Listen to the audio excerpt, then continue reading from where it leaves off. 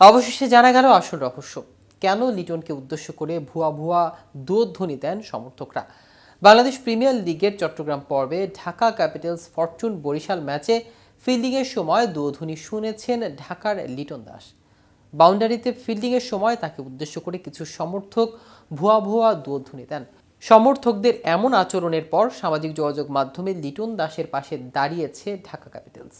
তারা লিখেছে, আপনি হয়তো একটি ঝাপসা ভিডিওতে কাউকে দুধ্বনি শুনতে দেখেছেন। আমরা দেখেছি একজন জাতীয় নায়কের বিপিএল ইতিহাসে দ্রুততম শতক হাঁকিয়ে রেকর্ড করা পার্টনারশিপের অংশ হয়ে ওঠা।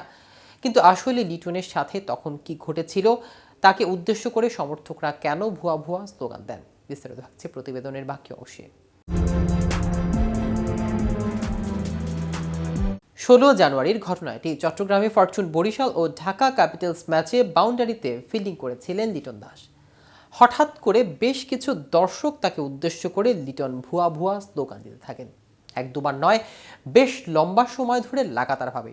এমন স্লোগান শুনে হতবাক লিটন সেসব দর্শকদের দিকে তাকিয়ে থাকলেন বেশ কিছুক্ষণ। লিটনের তাকানোতে অবশ্য ক্রোধ ছিল না, অসহায়ত্বই ফুটে উঠেছে যেন।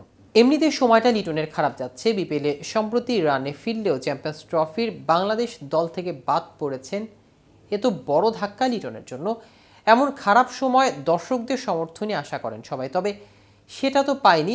উল্টো কানের কাছে দুয়ো শুনে হয়তো লিটন অবাক দৃষ্টিতে তাকিয়েছিলেন। টেলিভিশন ক্যামেরায় এই ঘটনা দেখা যায়নি, তবে সামাজিক যোগাযোগ মাধ্যমে কেউ পোস্ট করায় সেটি ব্যাপকভাবে ছড়িয়ে পড়েছে। লিটনকে গ্যালারি থেকে দুয়ো দেওয়ার ঘটনাটি আলোচনায় ভালোভাবে নেয়নি ফ্র্যাঞ্চাইজি ঢাকা ক্যাপিটালস।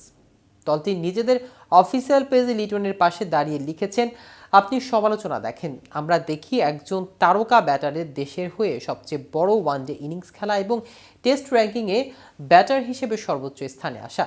আপনি বাধা বিপত্তি দেখেন, আমরা দেখি ঐতিহাসিক কিছু মুহূর্ত সৃষ্টির। লিটন, আপনি আমাদের ভালোবাসার প্রতীক, আপনি আমাদের গৌরব।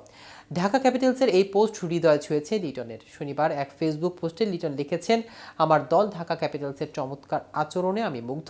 যারা আমাকে এবং সকল অ্যাথলেটকে তাদের ভালো খারাপ সময় সমর্থন দিয়ে যান, তাদের সবাইকে ধন্যবাদ। আপনার বিশ্বাসই আমাদের কাছে পৃথিবী। প্রসঙ্গত, বিপিএলে বাজে শুরুর পর সম্প্রতি জ্বলে উঠেছে লিটনের ব্যাট। গত 12 জানুয়ারি দুর্বার রাজশাহীর বিপক্ষে 55 বলে 125 রানের অবিশ্বাস্য এক ইনিংস খেলেছেন তিনি। যদিও চট্টগ্রাম পর্বে ঢাকার প্রথম ম্যাচে 17 বলে 13 রানের বেশি করতে পারেনি এই ব্যাটার।